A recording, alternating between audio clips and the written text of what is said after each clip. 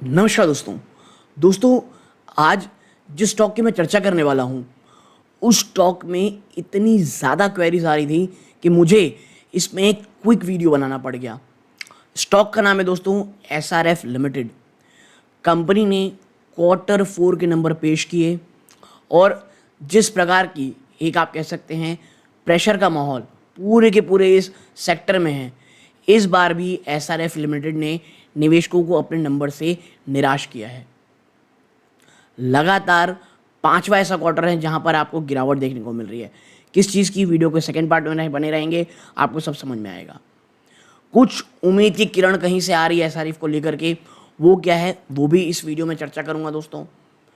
SRF का fluorochemical business किस तरह से चाइना के कारण एक बहुत बड़े दबाव से, और देखिए सिर्फ SRF का नहीं, आपको एक चीज़ समझनी पड़ेगी, रिजल्ट SRF का खराब आया है लेकिन जो उसका सेगमेंट है फ्लोरोकेमिकल, उसके जो पीयर ग्रुप वाले हैं उन्होंने भी जो नंबर पेश किए हैं वहाँ पे साफ साफ आपको आप कह सकते हैं या तो फ्लैट है या नेगेटिव गाइडेंस दी जा रही है।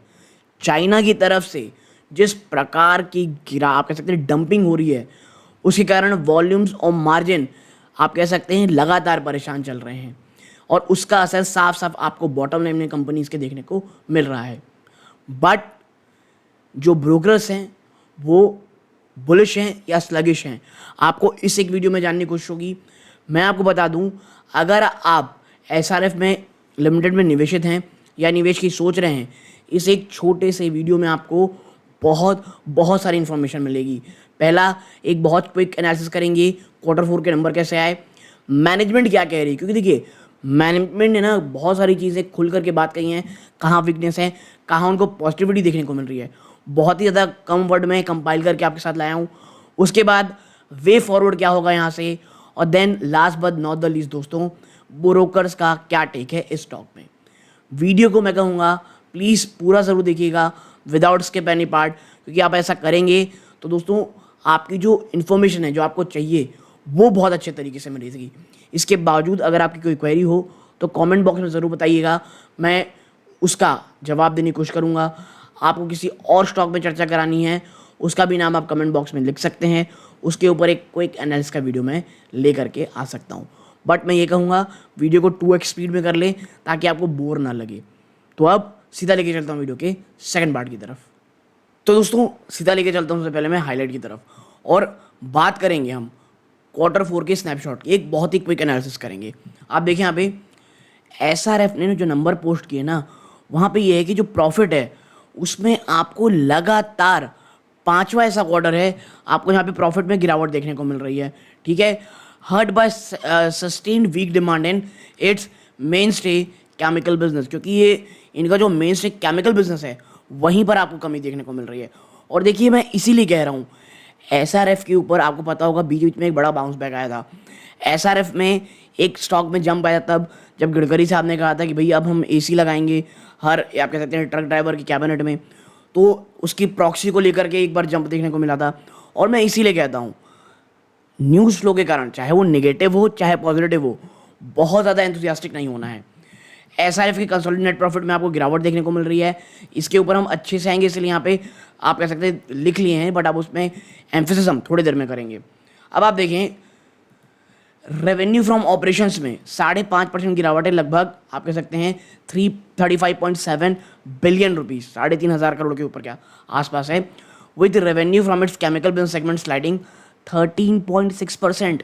आपके केमिकल बिजनेस से जो आपको पैसे आते थे उसमें आपके 13.5% से भी ज़्यादा की बड़ी गिरावट देखने को मिली है। SRF का जो केमिकल बिजनेस दोस्तों विच कंसिस्ट ऑफ कौन कौन से केमिकल बिजनेस में, स्पेशलिटी केमिकल में, फ्लोरोकेमिकल में और एग्रोकेमिकल में, among other contributes half the companies quarterly revenue. ठीक है, तो ये चीज़ है। और देखिए अगर हम ज़्यादा नहीं भी जाए ना, स्पेशलिटी केमिकल में डिमांड की कमी हमको पता है, एग्रोकेमिकल के क्या हालचाल है, उसके जो अन्य स्टॉक्स हैं एग्रोकेमिकल, उसको देख करके आपको पता ही होगा। तो ये चीज़ है जो SRF को वाकई में परेशान कर रही है। ठीक है, अब अगर आगे जाएंगे, अकॉर्डिंग टू एनालिस्ट जो केमिकल इंडस्ट्री है दोस्तों has been grappling with high inventory बहुत हाई है।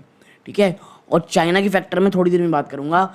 And destocking for the past few quarter leading to continuous pressure और वॉल्यूम्स और मार्जिन। और जो लगातार डी स्टॉकिंग की जा रही है, जिस कारण आपको पता होगा और पिछले कुछ क्वार्टर से किया जा रहा है, तो आप समझिए इन्वेंट्री कितनी ज़्यादा होगी, वॉल्यूम्स और मार्जिन में प्रेशर बनाए हुए हैं।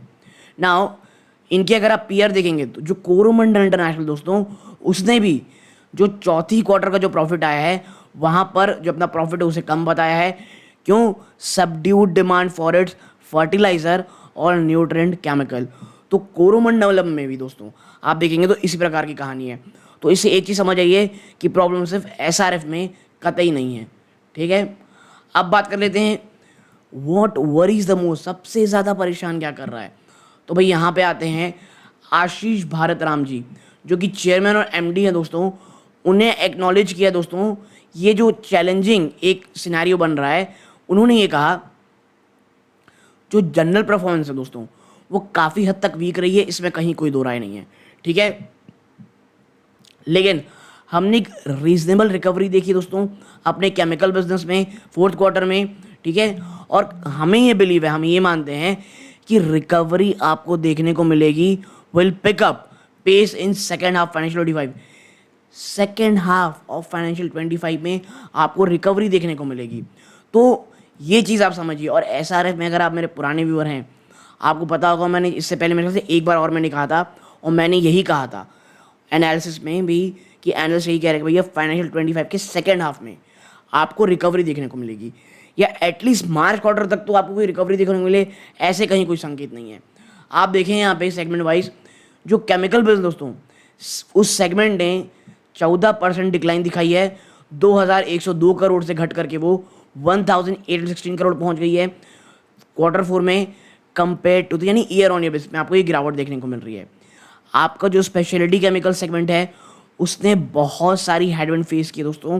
क्यों? Due to inventory realisation by certain की कस्टमर।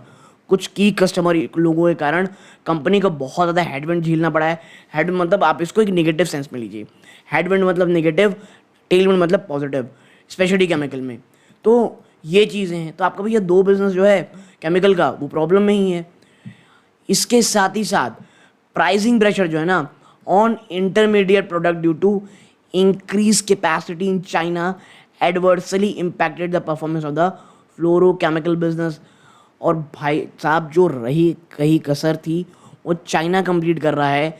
जिस प्रकार की डंपिंग, जिस प्रकार की आप कह सकते हैं कैपेसिटी वहाँ बढ़ी हुई है, फ्लोरोकेमिकल बिजनेस में एक बड़ा प्रेशर आपको देखने को मिल रहा है।